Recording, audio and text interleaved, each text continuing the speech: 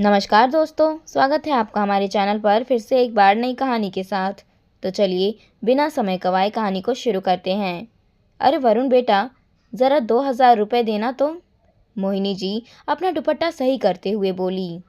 क्या हुआ मम्मी, कहीं जा रही हो क्या आप? वरुण ने पूछा। हाँ बेटा, अभी अभी तेरी मौसी का फ़ोन आया था।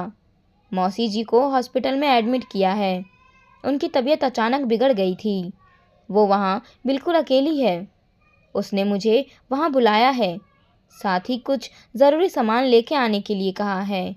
हालांकि सामान तो 500-600 रुपये का ही है, पर वहाँ मुझे पैसों की ज़रूरत पड़ गई तो इसीलिए एक्स्ट्रा पैसे मांग रही हूँ। ला जल्दी से पैसे दे दे ताकि मैं यहाँ से निकलूँ, फिर सामान भी तो खरीदना है। मोहिनी जी एक ही सांस में सब कुछ बोल गई। उनकी बात सुनकर वरुण अपनी पत्नी निशा की तरफ देखा। जीविशा उसे घूर रही थी और उसने इशारे से उसे पैसे देने के लिए साफ मना कर दिया। तभी मोहिनी जी ने कहा, वरुण सोच क्या रहा है, जल्दी कर, वहाँ मौसी अकेली है, वो परेशान हो रही होगी। ये सुनकर वरुण थोड़ा हकलाते हुए बोला, मम्मी वो मेरे पास अभी पैसे नहीं हैं। उसकी बात सुनकर मोहिनी जी हैरान होते हुए बोली, पैसे नहीं हैं? क्या मतलब? अभी कल ही तो तू एटीएम से 20,000 रुपये निकाल कर लाया था। फिर मैंने अपनी पेंशन के पैसे भी तो तुझे कल जमा कराने के लिए दिए थे, जो मैं बैंक से लेकर आई थी ज़रूरी काम के लिए, जिसे तू बैंक में जमा करना भूल गया था। वो पैसे तो होंगे ही ना तेरे पास। इससे पहले कि वरुण कुछ कहता, उसकी पत्नी जीविशा बोली, मम्मी जी, वो 20,000 रुपये तो हम घर के राशन, बिजली के बिल और खर्चों के लिए लेकर आए थे। उसमें से आधे से ज़्यादा पैसों का हिसाब तो कल ही हो गया। हाँ, लेकिन पेंशन के पैसे भी तो होंगे ना? मोहिनी जी ने कहा तो जीविशा बोली, देखिए मम्मी जी, आपके खर्चे भी तो हमें ही उठाने पड़ते हैं, तो भला उन पेंशन के पैसों पर आपका क्या हक? ये सुनकर मोहिनी जी हैरान रह गई।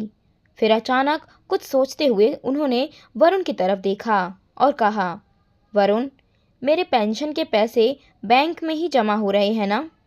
या फिर? अब वरुण से कोई जवाब देते ही नहीं बना। वो नज़रें नीचे किए चुपचाप बैठा रहा। मोहिनी जी को समझते देर नहीं लगी कि उनके पेंशन के पैसे कोई बैंक में जमा नहीं होते, बल्कि ये लोग अपने पास ही रख लेते हैं। तभी उनके बैंक की पासबुक तक उन्होंने अपने पास रख रखे हैं।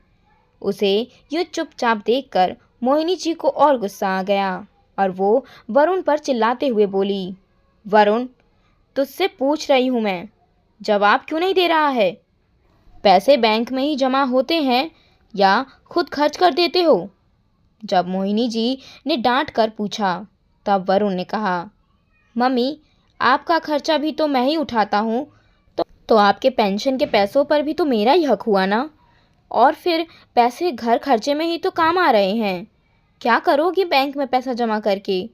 वैसे भी तो आपकी उम्र हो गई है। क्या माँ होने के नाते तेरी कमाई पर मेरा कोई हक नहीं है? जो मेरे खर्चे भी तू मेरे पेंशन के पैसों से ले रहा है, वो भी तब जब तेरी कमाई अच्छी है। फिर भी तेरी नज़र पेंशन के कुछ 1000 रुपये पर ही गई। बोलते बोलते मोहिनी जी की आंखों में आंसू आ गए। मम्मी जी, अब आप रोना धोना छोड़िए, हमें इमोशनल ब्लैकमेल करने की ज़रूरत नहीं है। वैसे भी इनकी कमाई पर इनके परिवार का हक है, आपका नहीं। अब आप हमारे साथ रहती हैं, तो बदले में अगर कुछ पैसे रख लिए तो गलत क्या है? जीविशा मोहिनी जी से बोली और उसके बाद वरुण की तरफ पलट कर बोली, अब आप बैठे बैठे देख क्या रहे हो? आपको कुछ काम नहीं है क्या? चलिए तैयार हो जाइए, मेरे मायके भी तो चलना है फिर। आखिर मोहिनी जी को वहीं बैठा छोड़कर थोड़ी देर बाद दोनों घर से रवाना हो गए। मोहिनी जी की आंखों में आंसू आ गए। कितना विश्वास करती थी वो अपने बेटे बहू पर, और वो दोनों उनकी पीठ पर छुरा घोंप रहे थे। उनके लिए ये यकीन कर पाना मुश्किल हो रहा था। मोहिनी जी के पति सरकारी मुलाजिम थे। वरुण जब अपनी पढ़ाई पूरी कर नौकरी की तलाश में ही था, उसी समय एक हादसे में उनके पति की मृत्यु हो गई। मोहिनी जी खुद भी पढ़ी लिखी थी, पर खुद नौकरी करने की जगह उन्होंने वरुण को अनुकंपा नौकरी दिलवा दी। वैसे भी आज के ज़माने में सरकारी नौकरी मिलना बहुत मुश्किल बात है। साथ ही मोहिनी जी को विधवा पेंशन भी मिलती थी। घर के सारे खर्चों का बोझ वरुण ने अपने कंधों पर ले रखा था, जबकि मोहिनी जी की पेंशन के पैसों को बैंक में जमा करवा देता था। वरुण की शिक्षा अच्छी थी और वो मेहनती भी था। ये देखकर उनके लिए रिश्ते आने लगे थे। अभी 10 महीने पहले ही तो जीविशा के साथ उसकी शादी हुई थी। उनकी शादी के 4 महीने बाद ही वरुण ने मोहिनी जी की बैंक की पासबुक अपने पास ही रख ली, ये कहकर कि बार बार पासबुक उनसे लेनी पड़ती है। पर मोहिनी जी ने कभी भी पासबुक नहीं मांगी। उन्हें अपने बेटे बहू पर दोनों पर बहुत भरोसा था, लेकिन इस भरोसे का ये अंत होगा ये उन्हें उम्मीद नहीं थी। खैर, तभी उनके मोबाइल की रिंग बजी। देखा तो उनकी बहन का फ़ोन था। उससे बात कर मोहिनी जी पड़ोस में रहने वाली अपनी सहेली चंचल जी के यहाँ गई और कुछ पैसे उधार लेकर अपनी बहन के पास हॉस्पिटल सामान लेकर पहुंची। घर की चाबी वो चंचल जी को ही दे के आई थी। शाम को जब घर वापस लौटी तब तक बेटे बहू दोनों आ चुके थे। उनके घर में घुसते ही वरुण ने पूछा, मम्मी कहाँ गई थी आप? तुम्हारी मौसी के पास गई थी, उसे मेरी ज़रूरत थी, पर पैसे तो नहीं थे आपके पास। फिर ऐसे कैसे चली गई आप? जीविशा ने बीच में ही आते हुए कहा, चंचल से कुछ पैसे उधार लेकर गई थी, मैं उसे पैसे लौटा दूंगी, पर उससे पहले तुम लोग मेरी पासबुक मुझे दे दो। मोहिनी जी ने दृढ़ होते हुए कहा, अरे वाह, एक तो हमसे बिना पूछे बगैर आप चंचल आंटी से पैसे उधार लेकर चली गईं और ऊपर से पासबुक भी मांग रही हो।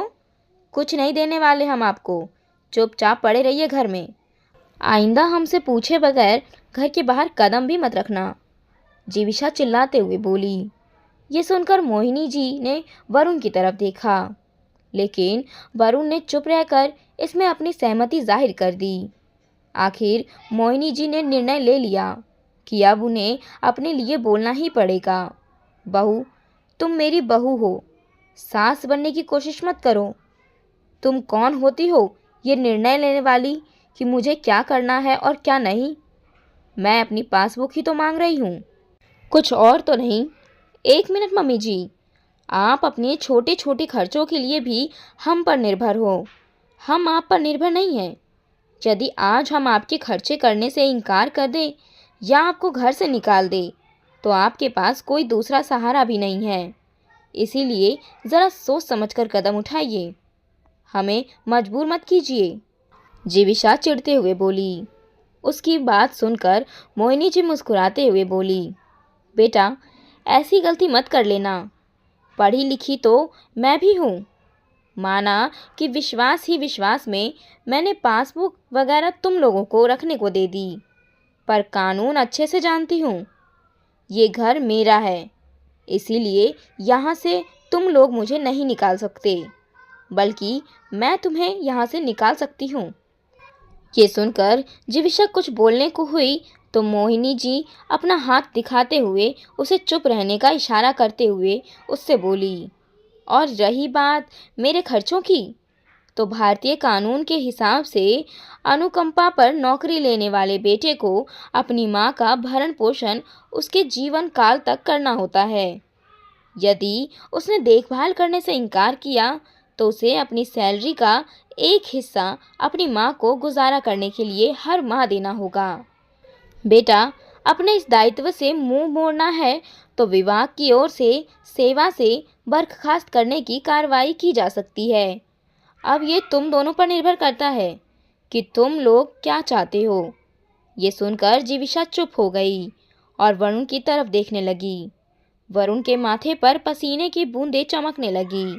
ये देखकर मोहिनी जी ने कहा, बेटा मैं तुम्हारी माँ हूँ, तुम लोगों को घर से नहीं निकाल रही हूँ, वरना ऐसी हरकत करने के बाद तो तुम लोगों का इस घर में रुकना बनता ही नहीं है। लेकिन हाँ, अब तुम पर आंख बंद कर कर विश्वास भी नहीं कर सकती। इसीलिए मेरा पासबुक भी मुझे दे दो। अपने अकाउंट को मैं खुद हैंडल कर सकती हूँ। और अगर मेरे खर्चे करने में तुम्हें ऐतराज़ है तो हर महीने एक फ़िक्स अमाउंट मुझे खर्चे के तौर पर दे दिया करो। और ये बात अच्छे से याद रखना कि मैं आज के ज़माने की माँ हूँ।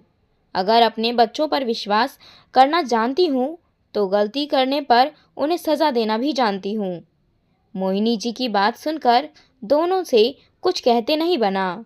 आखिर वरुण ने मोहिनी जी की पासबुक उन्हें वापस दे दी। मोहिनी जी ने बैंक में लॉकर लेकर घर के पेपर्स और अपने गहने उसी में रखवा दिए।